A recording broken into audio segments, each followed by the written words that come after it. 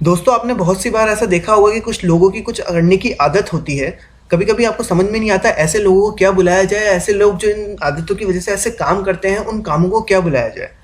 तो दोस्तों, मैं आज आप इस वीडियो में आपसे इन्हीं सब चीज़ों के बारे में बात करने वाला हूं और मैं उम्मीद करता हूं कि इस वीडियो के एंड तक, इस वीडियो के अंत तक आपका इन सब चीज़ों से रिलेटेड जो भी कंफ्यूजन है वो किस हद तक कम हो जाए।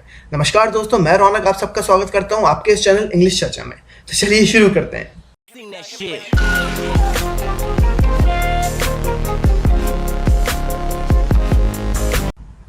तो आज का सबसे पहला वर्ड है लैंग्वेज। इसका मतलब होता है दुर्बल पड़ जाना। इसका मैं एक समानांतर शब्द आपको पहले ही वीडियो में बता चुका हूँ, जो था एफीट, वाइटैलिटी लॉस्ट कर जाना। तो यहाँ पे इस वर्ड को याद करने का क्या तरीका हुआ, इस लैंग्वेज वर्ड को हमने दो पार्ट में ब्रेक कर लिया, लैंग एंड वेश।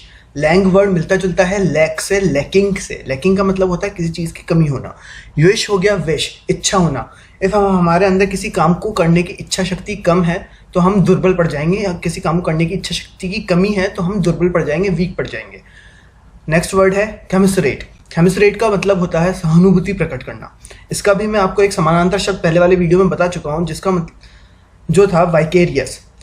अब यहाँ पे केमिसरेट को याद करने का क्या तरीका होता है, इसको याद करने का तरीका है, मान लीजिए कोई लेडी थी, कोई महिला थी इरेट, जिनकी अब मृत्यु हो चुकी है, तो कमिश्नर ने सहानुभूति प्रकट करी मिस इरेट की डेथ पे।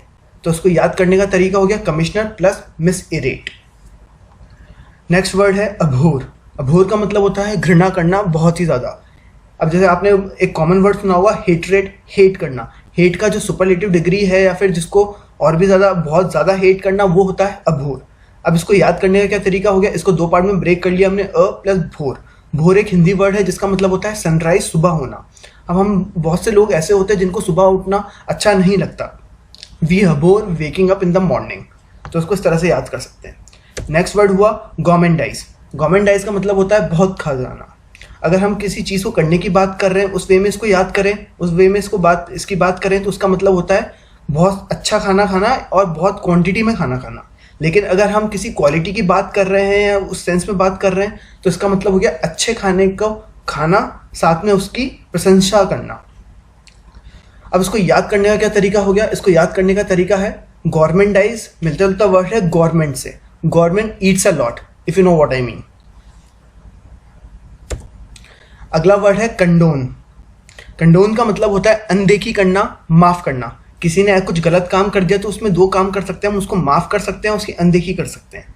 अब इसको याद करने का क्या तरीका हुआ, कौन ऐसा इंसान होता है, कौन ऐसी चीज होती है कि ऐसा काम होता है जो कि बुरा हो, चीट करना हुआ, ये सारी चीजें कौन से होते हैं। अब वो वाला काम हो गया है तो या तो हम ऐसे इंसान को माफ कर सकते हैं, उसको कंडोन कर सकते हैं, या फिर उस चीज की अनदेखी कर सकते हैं, उसको ओवरलुक कर सकते हैं। तो उसको याद करने का क्या तरीका हुआ, कंडोन को कॉन प्लस डन। चलिए आगे बढ़ते हैं। इम्पॉर्च्यून। इम्पॉर्च्यून का मतलब होता है जिद करना किसी भी चीज के लिए। फिर अब इसको याद करने का क्या तरीका हुआ, इसको याद करने का तरीका हुआ, इसको ब्रेक कर लिया हमने आई एम प्लस पॉर्ट्यून में। अब पॉर्ट्यून मिलता जुलता वर्ड है फॉर्च्यून से, किस्मत से, लक से।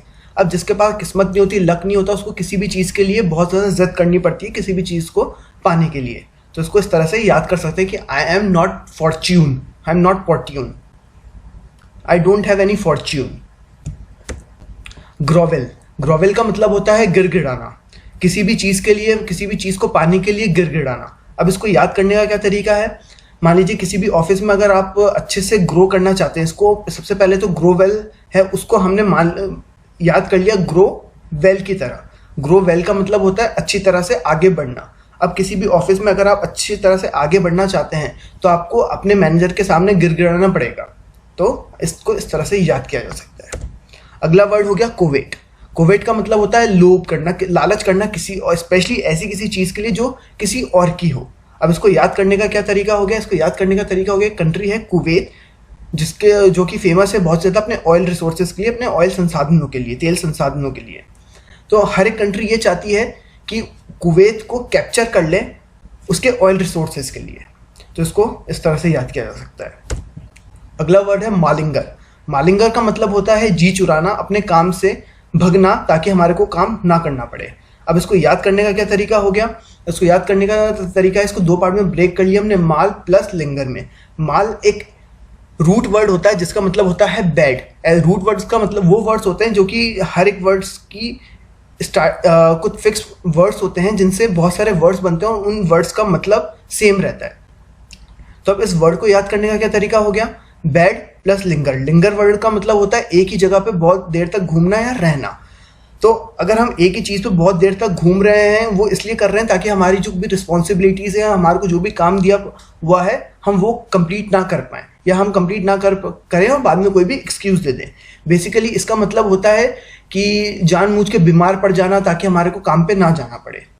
For example, it is not uncommon on exam days for several students to malinger rather than prepare themselves। बहुत से ऐसे स्टूडेंट्स होते हैं जो अपने एग्जामों के दिनों में जानबूझ के बीमार होने का नाटक करेंगे या कुछ भी करेंगे। ऐसा नहीं कि अपने खुद को प्रिपेयर कर लें एग्जाम्स के लिए, लेकिन उन्हें जी चुराना ज़्यादा अच्छा लगता है। अगला वर्ड हो गया एक्सपिएट। एक्सपिएट का मतलब होता है प्रायश्चित करना। कुछ भी गलती करी या कुछ भी करा है उसके लिए प्रायश्चित करना। इसको याद करने का क्या तरीका हो गया, याद करने का तरीका है, इसको 3 पार्ट में हमने ब्रेक कर लिया। एक्स प्लस पिया प्लस डेट। मान लीजिए आपका कोई स्पाउस था, आपकी कोई पिया थी, उससे आपका ब्रेकअप हो चुका है, अब आप वापस उसको डेट करना चाहते हैं, तो उसके लिए आपको कुछ प्रायश्चित करना पड़ेगा, कुछ अमेंडमेंट्स करने पड़ेंगे। दोस्तों फिलहाल के लिए इस वीडियो में बस इतना ही। देखने के लिए बहुत बहुत धन्यवाद। आपका कोई भी सवाल या सुझाव हो तो उसे नीचे कमेंट बॉक्स में डालना ना भूलिएगा। अगर आपने इस वीडियो को अभी तक लाइक या शेयर नहीं किया है तो लाइक भी कर दीजिए, शेयर भी कर दीजिए और इस चैनल को सब्सक्राइब करना बिल्कुल मत भूलिएगा, क्योंकि मैं रोजाना ही आपके लिए ऐसी वीडियोस लेकर आता रहूँगा। फिलहाल के लिए इतना ही दोस्तों। जय हिंद, वंदे मातरम।